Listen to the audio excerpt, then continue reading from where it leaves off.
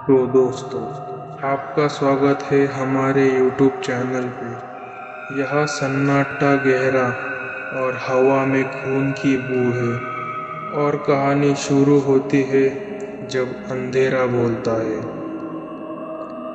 ये कहानी जो मैं आपको आज सुनाने जा रहा हूँ उसका नाम है हॉन्टेड ट्रेन। अंतिम स्टेशन का डर था। गहरी और ठंडी रात थी। घड़ी के कांटे ने ठीक 3 बजाए। रेलवे स्टेशन सुनसान, शांत और वीरान था। हवा में अजीब सी गंध फैली हुई थी, जैसे कोई डेड बॉडी की बदबू। राघव, जो एक पत्रकार था, अकेला वहां खड़ा था और उसने सुना था कि 3 बजे के बाद यहाँ से शापित ट्रेन गुजरती है और ये ट्रेन पिछले 70 सालों से इंसानों की रूह को निगल रही है। क्या ये सच है?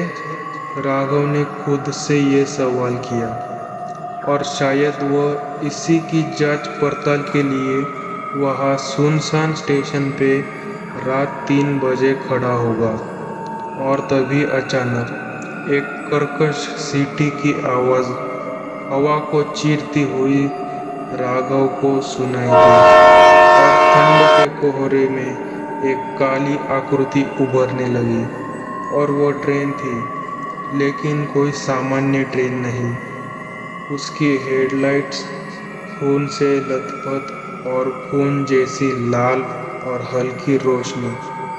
राघव वो आवाज और वो हेडलाइट देखकर बहुत डर गया।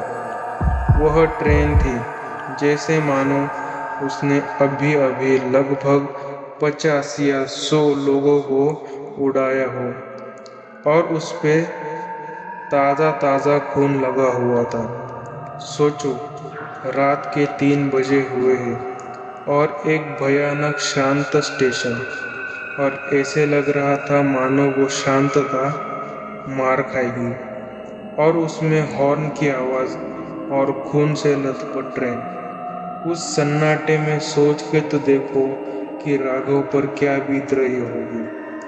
और फिर वो ट्रेन राघव के सामने आकर रुकी। राघव ने साहस करके उस ट्रेन में कदम रखा और अचानक दरवाज़ा जैसे खुला था वैसे ही अपने आप बंद हो गया। और जैसे ट्रेन बाहर से खून से लथपथ थी, वैसे ही वो ट्रेन अंदर से भी हर डिब्बा खून से लथपथ। और राघव कुछ समझ पाता कि तभी उसकी नज़र सीटों पर गई। वहाँ पर लोग बैठे थे, पर वो मुर्दे थे। कुछ के चेहरे गायब थे, कुछ की आंखें, और कुछ के मुर्दों के तो आंखों में से कीड़े रेंग रहे थे, और किसी के तो मुंह में कीड़ों ने मांस भी खा लिया था। और ये सब देखते ही राघव के तो पैरों तले उसकी जान ही खिसक गई। और राघव ने डरते हुए कहा, ये क्या है? तभी एक गहरी आवाज गूंजी, स्वागत है राघव, ये तुम्हारी आखिरी यात्रा है। राघव ने पीछे देखा तो एक लंबा आदमी नहीं, एक मुर्दा खड़ा हुआ था। काले कोट में था और उसका चेहरा पूरी तरह से जला हुआ था। और वो मुस्कुराया और बोला, टिकट दिखाओ। और राघव कुछ समझ पाता तभी वो बोला, या अपनी आत्मा यहाँ छोड़ दो। और डर के मारे राघव ने जेबें टटोली, मगर कोई टिकट नहीं था। और वो टीटी की मुस्कान और चौड़ी हो गई। और वो बोला, अब तुम्हें अपनी आत्मा का मूल्य चुकाना होगा। और फिर राघव ने डर के मारे भागना चालू किया और भागते भागते अगले डिब्बे में पहुंचा। और वो सामने का नज़ारा देख के और डर गया। उसने सामने देखा, यहाँ टेबल पर इंसानी अंगों की दावत सजी थी। कटी हुई उंगलियां, आंखें और दिल प्लेटों में परोसे गए थे। और एक औरत जिसका चेहरा आधा कटा हुआ था और बोली उसे बोली, आओ राघव, भूखे हो ना? यहाँ पर हर यात्री का मांस परोसा जाता है।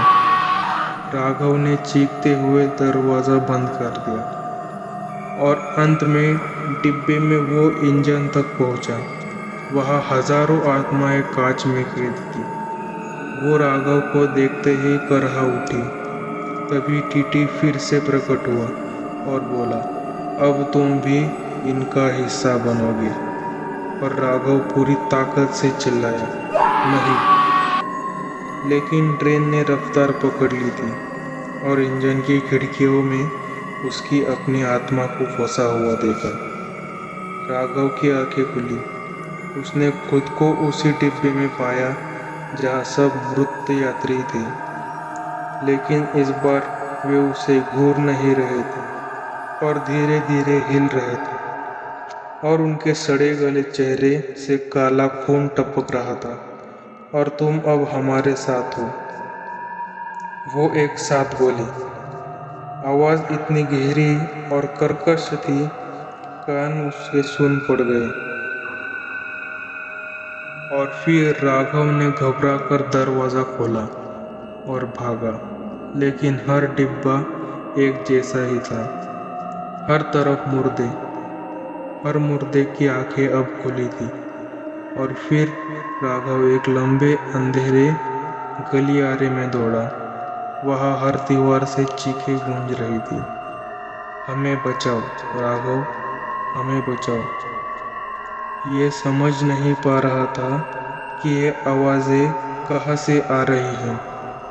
और तभी उसके कंधे पर किसी ने हाथ रखा।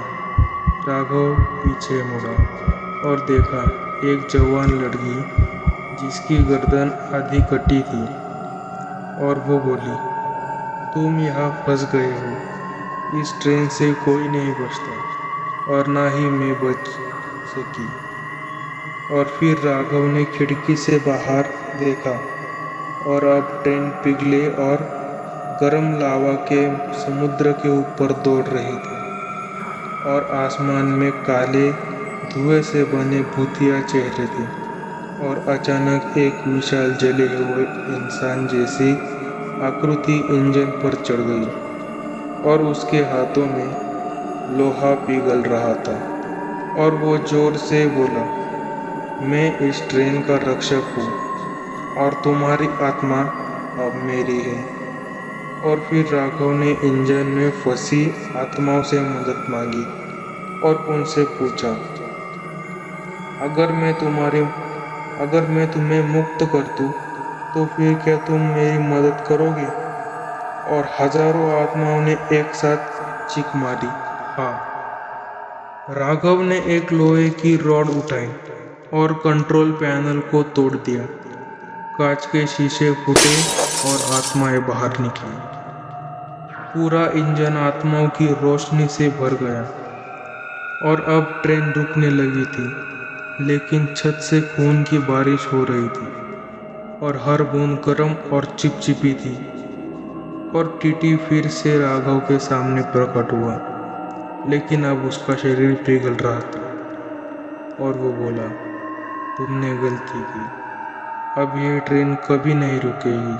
और फिर राघव ने आत्माओं की ताकत से उसे पीछे धकेला और इंजन से बाहर कूद गया।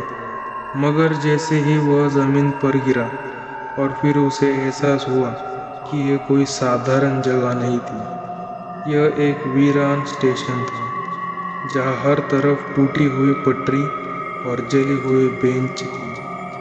और जब राघव ने देखा तो स्टेशन का नाम पढ़कर उसका खून जम गया, नरक द्वार। और वहाँ एक बूढ़ा आदमी मिला, जिसकी आंखें सफ़ेद और आवाज़ फुसफुसाहट भरी थी।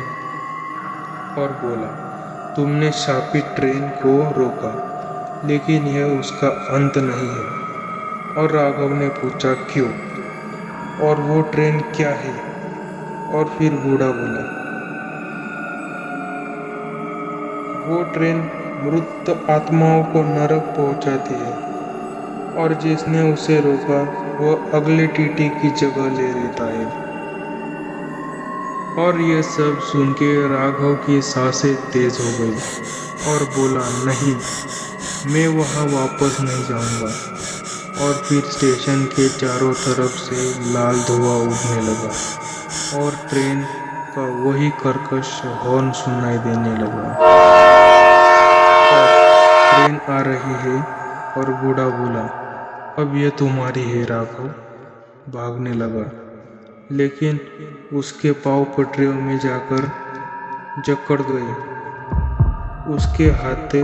उसके हाथों पर जंजीरें लिपट गई और अब ट्रेन उसके तरफ बढ़ रही थी। और राघव चिल्लाया, मैं टीटी नहीं बनूंगा, और रोने लगा कि मुझे छोड़ दो।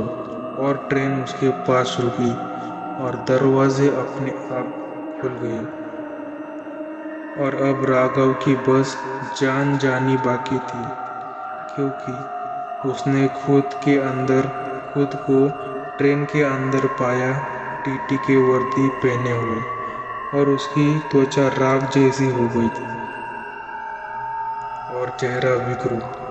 और अब वो यात्रियों को घूर रहा था और उसकी आवाज गूंजी, टिकट दिखाओ या अपनी आत्मा छोड़ दो। और ट्रेन की सीटी बजी और वह अगले स्टेशन की ओर दौड़ पड़ी, नई आत्माओं की तलाश में। और यह कहानी का अंत है, या शायद शुरुआत। और अगर आपको ये कहानी पसंद आई हो तो ऐसी और कहानी के लिए सब्सक्राइब करें हमारे चैनल जब अंधेरा बोलता है।